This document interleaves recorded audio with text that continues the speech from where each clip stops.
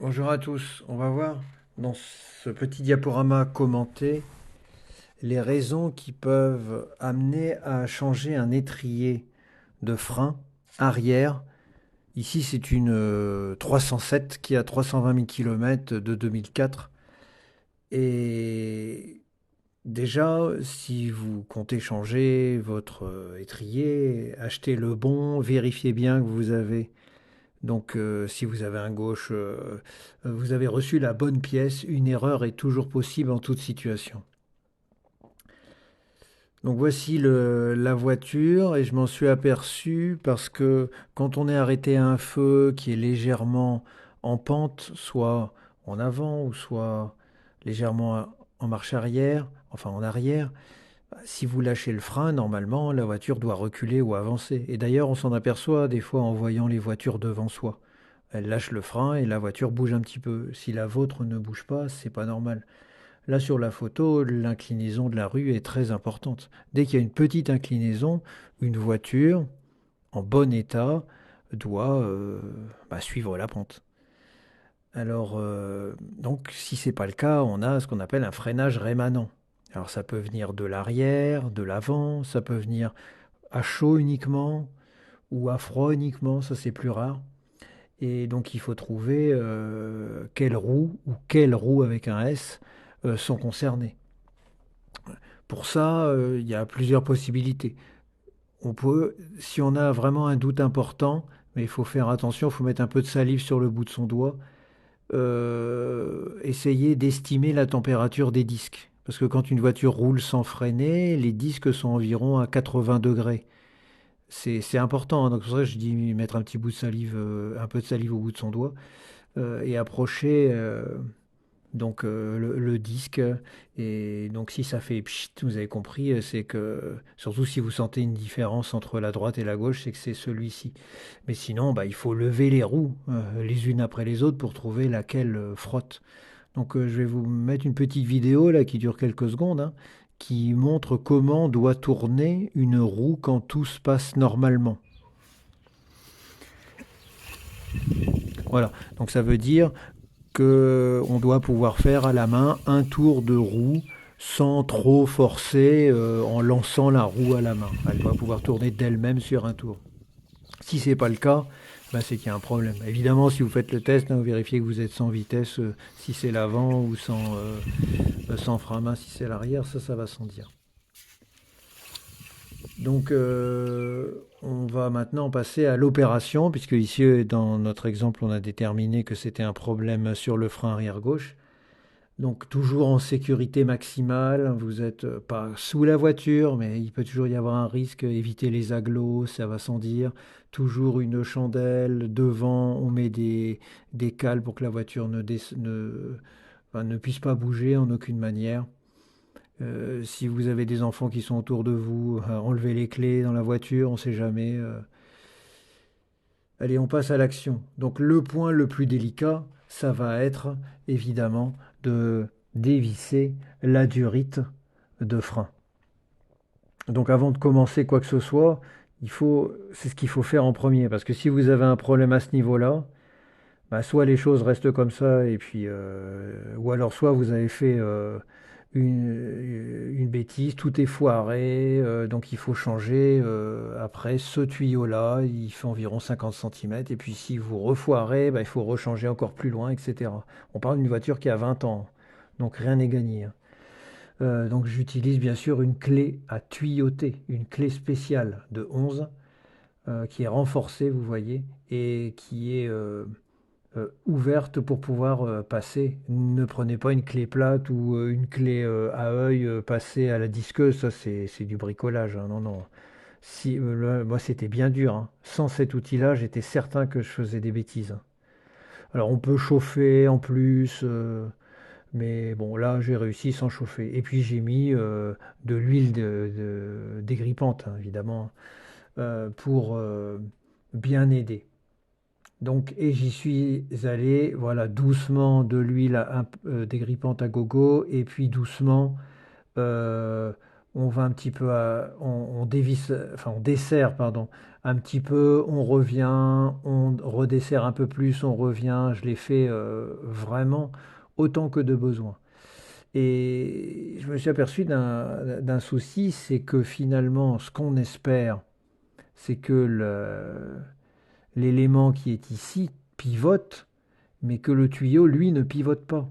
Mais c'est sûr que sur du vieux matériel comme ça, le risque, il est de 50%. C'est-à-dire que si vous arrivez à desserrer, quand vous desserrez, vous emmenez le tuyau.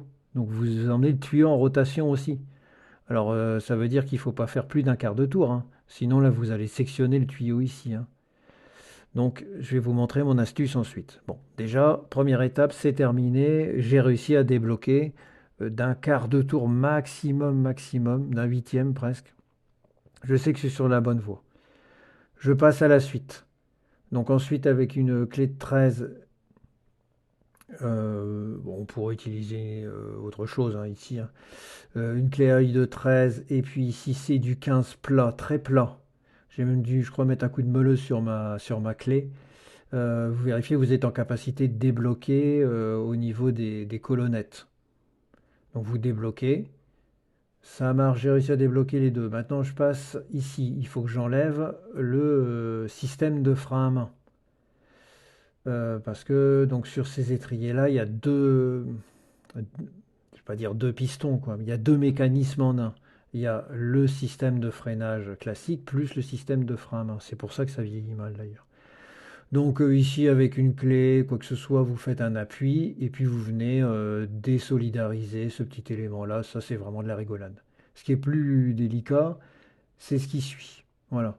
Donc ici maintenant, il faut réussir à enlever la gaine de son support. Donc on voit là les clips qui ont été écartés. C'est pas vraiment fait pour être démonté, hein. Donc là, je me suis bien cassé la tête. Je me suis demandé si j'allais pas prendre un fer à souder électrique pour venir un peu voilà, enlever du plastique ici et là pour réussir à l'enlever. Mais bon, j'ai réussi quand même en prenant une bonne pince, toujours cette bonne vieille pince qui me sert à... j'ai fait un achat là utile il y a une vingtaine d'années, hein, à tout. Donc une grosse pince et puis ensuite je viens taper avec un maillet sur la pince pour voilà, faire sortir vers l'avant du véhicule cet élément-là.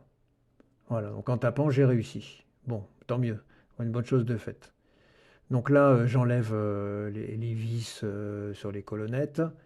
Et puis, je m'aperçois déjà que la vis du dessus n'est pas identique à la vis du dessous. Et c'est strictement la même chose sur le côté droit. Bon, j'imagine que c'est comme ça. C'est comme ça depuis longtemps, d'ailleurs, parce que ça fait plusieurs fois que j'ai changé les disques, j'ai changé les plaquettes. Et à chaque fois, j'ai eu ça. Bon, peu importe. Donc là, je sors l'étrier. Alors, j'ai choisi de ne pas changer les plaquettes parce qu'il faudrait changer de l'autre côté. Je les avais pas. Mais j'ai fait des vidéos si ça vous intéresse où je montre comment bien on nettoie au niveau des plaquettes. Bref, là, c'est pas le sujet. Donc là, je vous rappelle hein, que le tuyau est fixe par rapport à l'écrou ici. Donc l'astuce, c'est de tourner, c'est de vous laisser ça en place. Vous remettez une clé et vous tournez l'étrier, vous dévissez l'étrier par rapport au flexible. Vous voyez ce que je veux dire? Donc je prépare une petite gamelle en dessous parce que ça va pisser, hein, forcément. Et avant l'opération, parce que tout de suite après, bah, je vais remonter le nouveau puisque ça va pisser. Bah, je vérifie que c'est le bon, mais ça, j'aurais dû le faire avant, hein, bien sûr. Je l'ai fait avant, en fait. Donc voilà, donc là, je vais commencer à tourner mon étrier autour du flexible. Voilà, c'est ce que je fais, je le tourne. De toute façon, comme j'ai expliqué plusieurs fois, c'est coincé. Donc après l'avoir tourné autant de fois qu'il faut pour le desserrer, forcément, je peux le désolidariser complètement. Là, ça coule au goutte à goutte, hein. Si vraiment on veut arrêter le goutte à goutte, je ne sais pas si on avait besoin, si on avait besoin d'une heure devant soi pour travailler, il y a une astuce. C'est bah, vous mettez pied au plancher, frein, enfin, frein au plancher dans l'habitacle. Donc là, forcément, ça va couler au moment de l'appui. Et après, avec une petite planche, vous faites en sorte que la pédale de frein reste enfoncée. Si la pédale de frein reste enfoncée à fond, bah, ça ne coule plus. Bon, là, je suis pas embêté avec ça, en plus j'étais tout seul. Donc bah, j'ai remonté le nouveau dans le sens inverse de rotation. Et puis à la fin, on finit par un serrage. Forcément, là on peut, hein, on va serrer d'un huitième de tour maxi. Et donc je peux tout remettre forcément. J'en profite pour mettre du frein filet fort sur mes vis. Et puis on commence la purge. Donc j'ai desserré ici. Donc si on laisse les choses se faire naturellement, mais forcément ça va mettre du temps puisque le piston, enfin derrière le piston, c'est vide, enfin c'est vide d'air quoi. Donc ça va mettre un certain temps avant qu'arrive du liquide de frein forcément. Donc moi là on n'a pas besoin du 6 pans, hein, du 12 pans ça suffit, hein, on n'a pas besoin comment dire, de serrer fort, surtout pas, hein. Donc je vais utiliser ça pour bloquer quand j'en aurai besoin. Je la passe comme ça, je la prépare. Mais de toute façon, pour l'instant, ça coule tranquillement, hein. Donc là, je me suis fait un système aussi. C'est une usine à gaz. Peut-être qu'un jour, je vous le montrerai. Donc d'aspiration avec une petite pompe à vide que j'ai achetée, qui est reliée aux 12 volts. Mais là, je l'utilise même pas. Je laisse le liquide de frein descendre naturellement.